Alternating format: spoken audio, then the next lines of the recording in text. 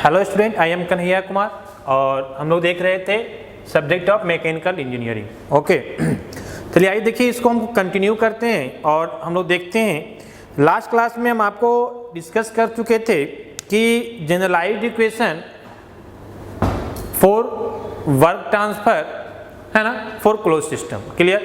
Close system के लिए generalised equation हम आपको निकाल चुके थे, that is work done is equal to integration of P D V, जहाँ पे V1 से V2 तक हम लोग क्या करते हैं, इसको इंटीग्रेट करते हैं। क्लियर है ना?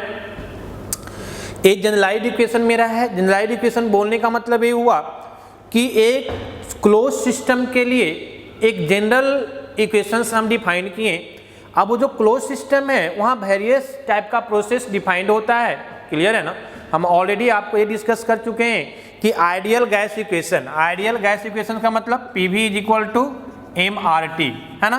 तो ये PV is equal to MRT जो आइडियल गैस इक्वेशंस है, ये वेरियस प्रोसेस के लिए हम आपको निकाल चुके हैं। वेरियस प्रोसेस का मतलब हम आपको बता चुके हैं कि जो 5 तरह के हम लोग प्रोसेस यहाँ पे स्टडी करते हैं, that is constant volume, constant pressure, constant temperature, adiabatic and polytropic. Clear है ना?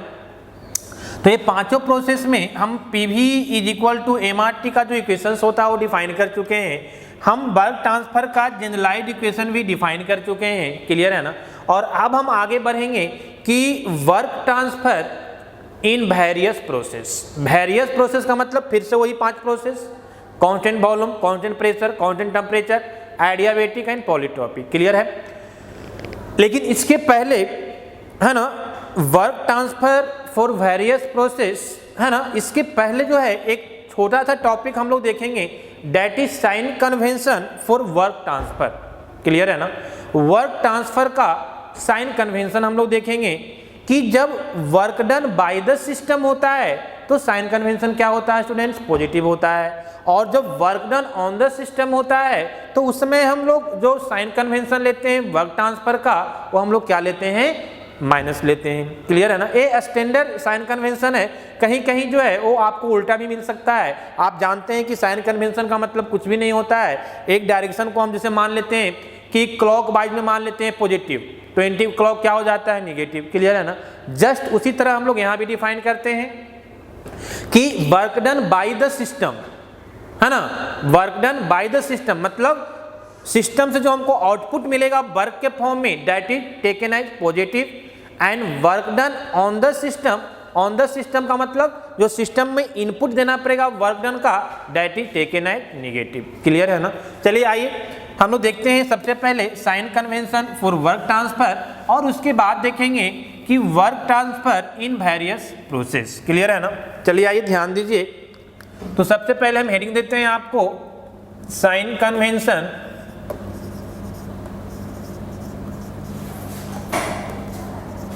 Sign convention for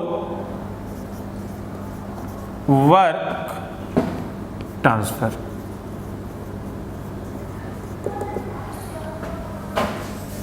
sign convention for work transfer. Clear है ना? चलिए आइए देखिए, यहाँ पे ध्यान दीजिए। हम क्या बोले, आपको एक लाइन यहाँ पे ध्यान रखना है। ये ध्यान रखना है कि work done by the system is taken as positive है ना, positive। work done by the system is taken as positive and work done on the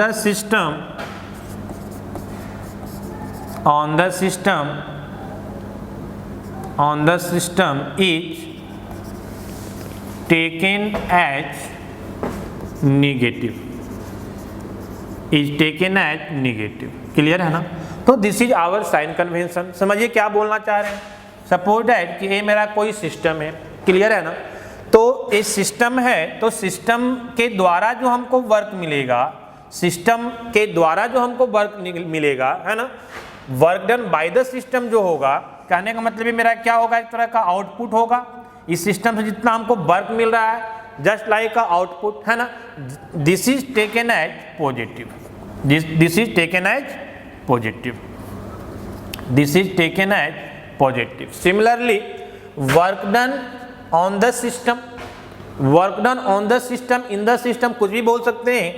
कहने का मतलब है हमको क्या डिफाइन हो सकता है, मान लिया ये हम यहाँ पे आपको वर्क दे रहे हैं, ठीक है ना, तो ये वर्क कैसा होगा, ध्यान दीजिए, यहाँ पे अगर हम वर्क दे रहे हैं तो ये वर्क एक तरह का हम बोल सकते हैं कि मेरा क्या होगा, सिस्टम का इनपुट होगा, है ना, that will be taken as negative, that will be taken as negative. तो साइन कन्वेंशन में बहुत सिंपल सी बात है, आप ध्यान रखिएगा हमेशा कि work done by the system always हम लोग क्या कंसिडर करेंगे, हम लोग कंसिडर करेंगे पॉजिटिव, और वर्क डन, है ना, ऑन द सिस्टम या इन द सिस्टम, हम यहाँ पे बात किए हैं work done on the system is taken as negative. Clear है, तो ये आपका साइन कन्वेंशन है जिसको आपको ध्यान में रखना है। क्लियर, चलिए आइए हम लोग आगे बात करते हैं, ठीक है ना। अब इसी में कभी कभी साइकिल में आप जाओगे, है ना, तो साइकिल में जाओगे तो आप देखोगे वहाँ पे हम बात करेंगे कि पीवी डायग्राम में जो हमको एरिया देता है ना, पीवी डायग्राम में वॉल्यूम एक्सिस पे जो एरिया देता है that is equal to work done, तो वो साइकिल अगर क्लॉक वाइज डिफाइंड हो रहा है, प्रोसेस ऐसा है कि साइकिल जो है क्लॉक वाइज डिफाइंड हो रहा है, तब वहाँ पे हम लोग फिर से बात करते हैं पॉजिटिव का, है ना, कि वो जो वहाँ पे जो वर्क मिलेगा, है ना, वो क्या होगा, वर्क प्रोड्यूसिंग साइकिल होगा, वर्क मिलेगा वहाँ से। और अगर एंटी क्लॉक वाइज है तो वहाँ पे वर्क इनपुट हमको देना पड़ेगा, तो वो वर्क ऑब्जर्विंग होगा। क्लियर है, वो हम आगे बात करेंगे सारी चीज़ों को। चलिए आइए हम नेक्स्ट पॉइंट की बात करते हैं, that is work transfer in various process for close system. Clear है ना, तो हम लोग बात कर रहे हैं work transfer, next heading work transfer in various process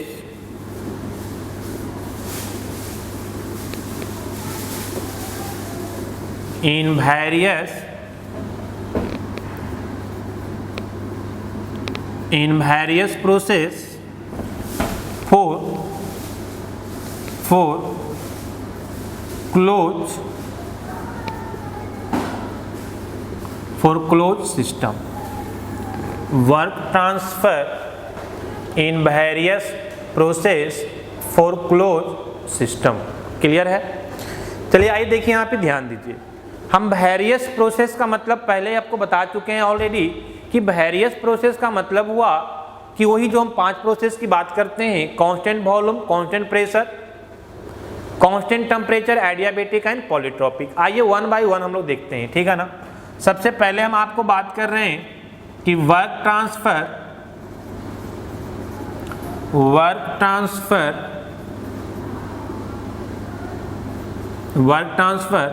for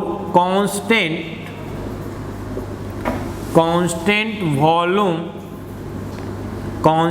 volume process. आपको पता है इसी को हम लोग क्या बोलते हैं, आइसोकोरिक, इसी को हम लोग नाम देते हैं आइसोकोरिक प्रोसेस। क्लियर है, कांस्टेंट वॉल्यूम को ही हम लोग क्या बोलते हैं, आइसोकोरिक प्रोसेस। चलिए आइए समझिए, बहुत सिंपल है, ध्यान दीजिए। मतलब पहले ये आप थोड़ा सा समझिए कि जो कांस्टेंट वॉल्यूम सिस्टम होगा वो किस तरह से डिफाइंड होगा। जैसे अगर आपको कोई बोल दे कि एक कंटेनर है जो रिजिड कंटेनर है, तो आपको समझना होगा कि रिजिड कंटेनर है मतलब उसका बाउंड्री शिफ्ट नहीं होगा, मतलब वो कैसा है, कांस्टेंट वॉल्यूम प्रोसेस वहाँ डिफाइंड होगा। जैसे समझिए यहाँ पे ध्यान दीजिए कि सपोज दैट कि ये आपका कोई कंटेनर है, suppose that this is our container, है ना, ये आपका कोई कंटेनर है, ठीक है ना। लेकिन ये कैसा कंटेनर है जी, ये आपका जो है ये रिजिड कंटेनर है। ये कैसा है, रिजिड कंटेनर है।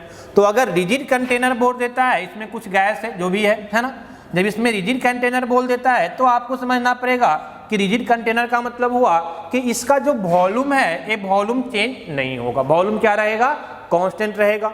और जैसे ही वॉल्यूम कांस्टेंट होता है, चेंज इन वॉल्यूम क्या हो जाता है, जीरो हो जाता है। आप समझ रहे हैं कि वॉल्यूम कांस्टेंट हो गया, मतलब वॉल्यूम चेंज ही नहीं होगा।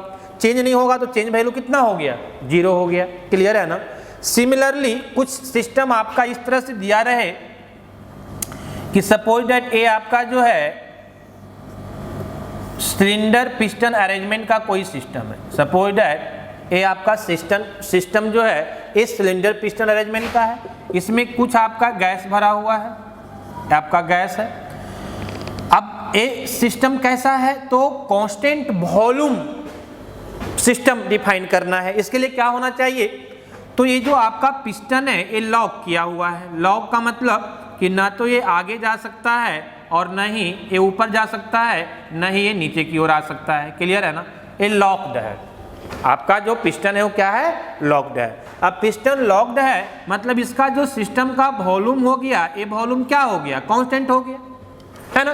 क्योंकि आपका जो पिस्टन है ना ऊपर की मूव करेगा ना डाउनवर्ड में डायरेक्शन में मूव करेगा, मतलब ये सिस्टम का जो वॉल्यूम है ये चेंज नहीं होगा, ये क्या रहेगा, कांस्टेंट रहेगा। और जैसे ही आपका वॉल्यूम कांस्टेंट हो गया, फिर से बोल सकते हैं कि चेंज इन वॉल्यूम क्या हो जाएगा, 0 हो जाएगा। बात समझ में आ रही है ना। तो कहने का मतलब है कि ये दो तरह का सिस्टम अगर कहीं हमको बात करता है तो हम समझेंगे कि यहाँ पे जो वॉल्यूम है वो क्या है, कांस्टेंट है। और कांस्टेंट वॉल्यूम का मतलब चेंज इन वॉल्यूम क्या हो जाएगा, 0। अब अगर हम बात करें कि यहाँ पे वर्क डन कितना होगा, ये दोनों इस टाइप का सिस्टम में जहाँ भी कांस्टेंट वॉल्यूम है ना, वहाँ पे जो मेरा वर्क डन डिफाइंड होगा प्रोसेस के लिए, है ना, वो कैसे डिफाइंड होगा, कितना होगा वर्क डन। तो आइए समझिए, देखिए ध्यान दीजिए। हम आपको generalised equation for work done of close system हम बता चुके हैं ना। तो क्लोज सिस्टम के लिए जो वर्क डन का जनरलाइज्ड इक्वेशन होता है that is integration of P into dV air V1 से V2। क्लियर है। आप देखिए समझिए, ध्यान दीजिए, बहुत सिंपल सी बात है समझने के लिए कि आपका अगर वॉल्यूम कांस्टेंट है, वॉल्यूम दोनों कंडीशन में कांस्टेंट है, तो dV का वैल्यू कितना, 0। अगर आप यहाँ dV का वैल्यू 0 पुट करेंगे तो ये सारा वैल्यू क्या हो जाएगा स्टूडेंट्स, 0 हो जाएगा। क्लियर है ना। तो हम बोल सकते हैं कि for constant volume dV is equal to 0। Clear है ना। इसीलिए जो वर्क ट्रांसफर आएगा दैट विल बी 0, है ना। यहाँ आप dV के वैल्यू 0 पुट करेंगे तो वर्क ट्रांसफर क्या आ जाएगा, 0 आ जाएगा। तो कहने का मतलब है कि आपको एकदम माइंड में सेट होना चाहिए कि close system and for constant volume के लिए हमेशा जो वर्क ट्रांसफर होगा दैट विल बी 0। क्लियर है ना। तो कांस्टेंट वॉल्यूम में वर्क ट्रांसफर कैसा होगा, 0 होगा। क्लियर है। अब आप थोड़ा सा इसको पीवी डायग्राम को देखना चाहें तो आप देख सकते हैं कि कैसा होगा पीवी डायग्राम। इस पे जो पीवी डायग्राम होगा आप देख सकते हैं कैसा होगा, ध्यान दीजिए थोड़ा सा। ये आपका जो है पीवी डायग्राम है। क्लियर है। अब पीवी डायग्राम में कांस्टेंट वॉल्यूम को आपको रिप्रेजेंट करना है। तो कहने का मतलब है कि पॉइंट 1 है, ये पॉइंट 2 है। सपोज दैट ये पॉइंट 1 है और ये पॉइंट 2 है। ये 1 to 2 क्या है, एक प्रोसेस है। क्लियर।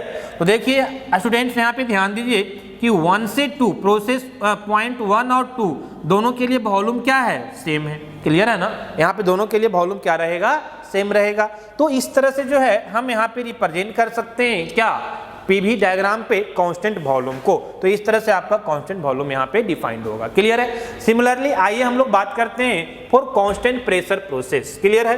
तो सिमिलरली हम लोग बात करते हैं for constant pressure process. Constant pressure process में थोड़ा सा आप ध्यान दीजिएगा कि आगे जो क्वेश्चंस में यूज होगा, है ना, पिस्टन का फ्री बॉडी डायग्राम, है ना। तो फ्री बॉडी डायग्राम को भी हम यहाँ पे थोड़ा सा आपको रिप्रेजेंट कर देंगे ताकि जब वहाँ पे हम इंप्लीमेंट करेंगे क्वेश्चंस में सॉल्यूशन के टाइम में तो आपको प्रॉब्लम ना हो। क्लियर। तो सेकेंड नंबर में हम बात करेंगे, सेकेंड नंबर में हम आपको बात करेंगे वर्क ट्रांसफर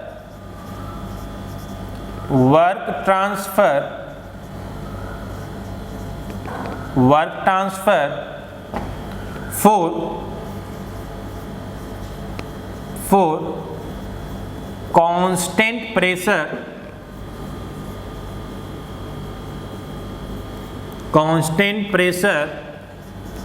प्रोसेस, है ना। कैसा के लिए, कांस्टेंट प्रेशर प्रोसेस के लिए। क्लियर है ना। और वो भी सिस्टम कैसा रहेगा, क्लोज रहेगा। ये तो हम पहले ही हेडिंग में ही दे दिए। ठीक है। अब कांस्टेंट प्रेशर प्रोसेस को ही हम लोग और भी नाम से जानते हैं, क्या बोलिए? That is known as isobaric process, है ना। इसी को आइसोपिस्टिक भी बोलते हैं, क्लियर? तो कंफ्यूज नहीं करना है। चलिए आइए समझिए यहाँ पे क्या हम बात कर रहे हैं, ठीक है। यहाँ तो हम पहले आपको बात कर दिए कि रिजिड कंटेनर बोलेगा मतलब कांस्टेंट वॉल्यूम, और फिक्स्ड रहेगा आपका पिस्टन तो कांस्टेंट वॉल्यूम। यहाँ पे मेरा पिस्टन जो है फिक्स्ड नहीं रहेगा। आइए एग्जांपल के थ्रू हम समझते हैं पहले। सपोज दैट कि ये मेरा जो है सिलेंडर पिस्टन अरेंजमेंट है, ये जो मेरा है दिस इज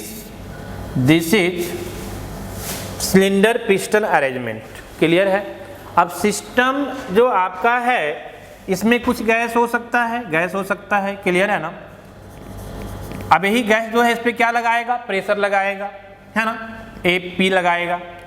अब आपका जो पिस्टन है ये फिक्स्ड नहीं है, अगर फिक्स्ड हो जाएगा तो कैसा हो जाएगा? कांस्टेंट वॉल्यूम हो जाएगा, ठीक है ना। यहाँ पे आपका पिस्टन जो है वो फिक्स्ड नहीं है, मूवेबल है। यहाँ पे आपका जब गैस स्पेंड करेगा तो आपका जो पिस्टन है वो क्या करेगा? मूव करेगा। लेकिन पॉइंट टू बी नोटेड कि आपका जो प्रेशर है वो क्या रहेगा? कांस्टेंट रहेगा सिस्टम का। एक्चुअली होता क्या है, प्रैक्टिकली समझिए थोड़ा सा, कि जैसे ही आप यहाँ से हीट ट्रांसफर करेंगे, गैस स्पेंड करेगा, है ना, स्पेंड करेगा तो पिस्टन मूव करेगा, और मूव करने के बाद जो फाइनल पोजीशन आएगा वो फिर से आपका प्रेशर क्या रहेगा? सेम ही रहेगा। मतलब जो आपका हीट ट्रांसफर हुआ वो कहाँ कन्वर्ट हो गया?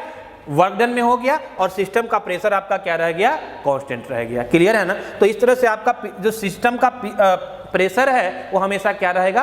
कांस्टेंट रहेगा। और इस केस में जब हम वर्क डन निकालने के लिए जाएंगे, है ना, जब हम वर्क डन निकालेंगे तो देखिए कैसे निकालेंगे, ठीक है ना।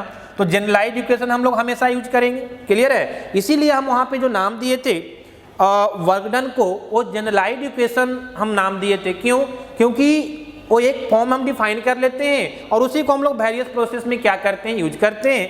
अकॉर्डिंग टू कंडीशन वो चीज़ें थोड़ा सा क्या है, वो जो चेंज होते जाता है वर्क डन का। चलिए आइए, यहाँ पे मेरा प्रोसेस कैसा है? मेरा प्रोसेस जो है वो कांस्टेंट प्रेशर प्रोसेस है ना। सिस्टम का प्रेशर क्या है? आपका कांस्टेंट है, क्लियर। अब कांस्टेंट प्रेशर प्रोसेस है तो जनरलाइज्ड इक्वेशन हम लोग जानते हैं, work done is equal to है ना P इंटू dV का इंटीग्रेशन V1 से कहाँ तक?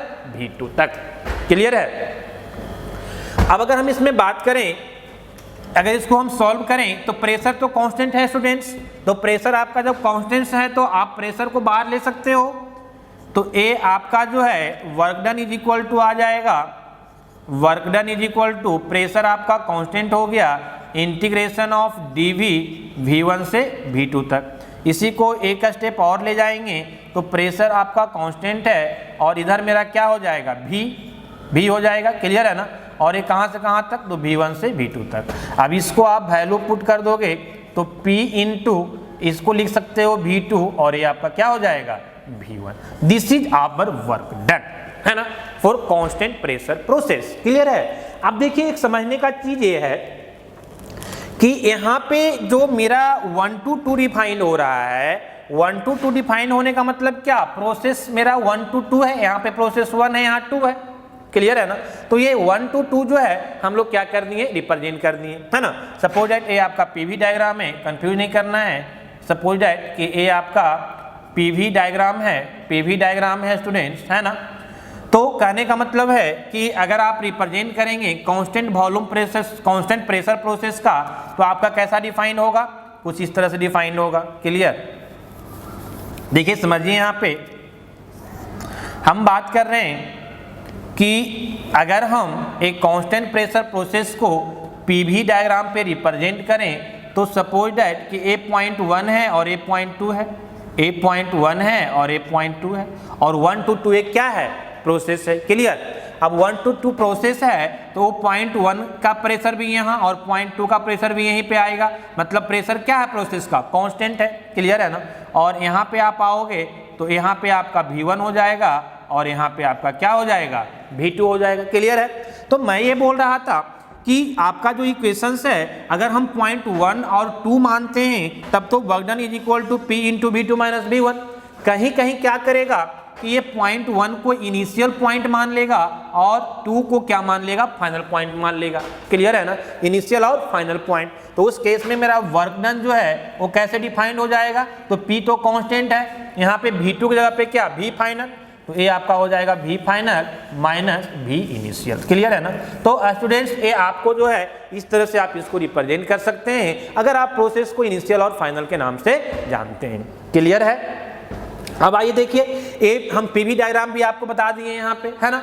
हम आपको ये भी बताए थे जब हम एक जनरलाइज्ड इक्वेशन बता रहे थे, वहाँ पे हम आपको डिस्कस किए थे कि प्रोसेस का area in PV diagram volume axis पे अंडर द प्रोसेस जो एरिया होता है दैट इज इक्वल टू क्या होता है, वर्क डन होता है ना। ये हम आपको बता चुके हैं कि वर्क डन जो होता है दैट इज एरिया के बराबर होता है ना। अब यहाँ पे आप एरिया निकालोगे, देखो यहाँ पे दोनों सेम आता है कि नहीं।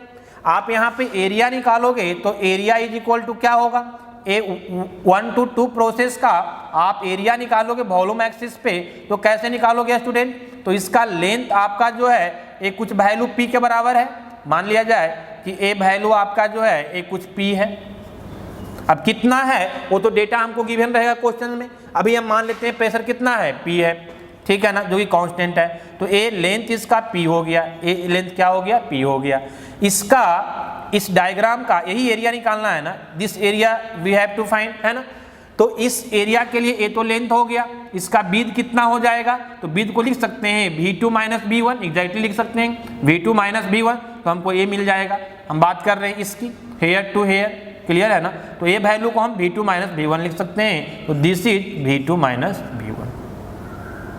आप देख रहे होंगे कि दोनों फार्मूला क्या हो गया, आपका सेम हो गया। एरिया भी P V2 माइनस V1 और वर्क डन भी P V2 माइनस V1। इसको भी आप फाइनल इनिशियल के फॉर्म में लिख सकते हैं, तो that will be area is equal to P तो कांस्टेंट रहेगा, V final minus V initial. Clear है। तो इस तरह से जो है आप इसका, है ना, फॉर्मूला निकाल सकते हैं वर्क डन का। क्लियर है। अब आइए हम बात कर रहे हैं, आपको कभी कभी जो है इसका फ्री बॉडी डायग्राम पूछ देता है। कैसे पूछता है फ्री बॉडी डायग्राम, समझिए थोड़ा सा, कि सपोज दैट कि अभी आपका जो है वो इनिशियल स्टेट है, स्टेट नंबर 1 इनिशियल स्टेट, पहला स्टेट है। क्लियर है ना। तो यहाँ पे जो इस पे प्रेशर लग रहा होगा वो कौन कौन से प्रेशर, तो एक तो हम आपको बोले कि एक गैस है तो पिस्टन पे अंदर से बाहर की ओर आपको गैस प्रेशर लग रहा होगा। दूसरा कि इसके ऊपर एटमॉस्फेयर में अगर ओपन है तो इस पे P एटमॉस्फेरिक लग रहा होगा, एटमॉस्फेरिक प्रेशर लग रहा होगा। क्लियर। तीसरा हम क्या बात कर रहे हैं कि अगर हम इस पिस्टन का कुछ मास कंसीडर करते हैं, है ना, अगर हम पिस्टन का कुछ मास कंसीडर करते हैं तो इसका पिस्टन का जो वेट होगा, जो mg होगा, वो भी डाउनवर्ड डायरेक्शन में लगेगा। बात समझ में आ रही है ना। तो मेरा कहने का मतलब हुआ कि ये पिस्टन का जो मास होगा, है ना, इसके सेंट्रॉइड से आपको जो है ए डाउनवर्ड डायरेक्शन में एक्ट करेगा। दैट इज W से हम डिनोट कर रहे हैं, mg का मतलब W, लेकिन W तो क्या हो गया, फोर्स हो गया। वेट क्या होता है, फोर्स होता है, न्यूटन उसका यूनिट होता है। अगर हम प्रेशर के फॉर्म में रिप्रेजेंट कर दें तो क्या हो जाएगा, तो ए आपका जो है weight per unit area of piston, per unit area of piston. Clear है ना। कंफ्यूज नहीं करना है। जहां पे आपका जो W है स्टूडेंट्स, है ना, ए क्या है, this is weight of piston, है ना, that is weight of piston. Clear है। और आपका जो ए है that is area of piston, है ना। तो कहने का मतलब एक तरह का फोर्स होता है, तो फोर्स पर यूनिट एरिया क्या बन जाएगा, ये मेरा प्रेशर बन जाएगा। क्लियर है। लेकिन पॉइंट टू बी नोटेड कि आपका अगर मास कंसीडर करता है क्वेश्चंस में, अगर क्वेश्चन में मास का वैल्यू देता है, मास के बारे में मेंशन करता है, तभी हम इसको कंसीडर करेंगे। अगर पिस्टन का मास कंसीडर नहीं करता है, मतलब पिस्टन के मास के बारे में कुछ मेंशन नहीं करता है, तब उसका वैल्यू हम कंसीडर नहीं करेंगे। क्लियर है। तो ये आपको ध्यान में रखना है। चलिए आइए, तो इस केस में जो है आपको ये पिस्टन पे लगने वाला जो प्रेशर है इसका फ्री बॉडी डायग्राम जो है आपको दिखाने के लिए बोलता है। क्लियर है ना? तो आप कैसे दिखाएंगे, यहाँ पे आइए समझिए थोड़ा सा। ठीक है, वो आपका जो है पोजीशन 1 में भी हो सकता है, पोजीशन 2 भी हो सकता है, वो हर एक पोजीशन में अलग से आपको दिखाना पड़ेगा, है ना। उसमें आपको क्वेश्चन में जाएंगे तो आपको पिस्टन में जो है वो कभी कभी स्प्रिंग को भी अटैच कर देगा। क्लियर है? तो ये सारा चीज आपको दिखाना पड़ेगा अकॉर्डिंग टू कंडीशंस। आइए अभी जो मेरा प्रेजेंट कंडीशंस है उसमें हम क्या दिखाएंगे, हम ये बोल सकते हैं कि ये मेरा पिस्टन है, ये मेरा पिस्टन है, दिस इज माई पिस्टन। ठीक है ना। और इस पे जो है सबसे पहले अपर डायरेक्शन में जो गैस प्रेशर लग रहा है दिस इज लाइक दैट, यहाँ पे जो लग रहा है दिस इज गैस प्रेशर, है ना। इसके अलावा डाउनवर्ड डायरेक्शन में आपको एक्ट कर रहा है कौन सा, तो एटमॉस्फेरिक प्रेशर, एटमॉस्फेरिक प्रेशर।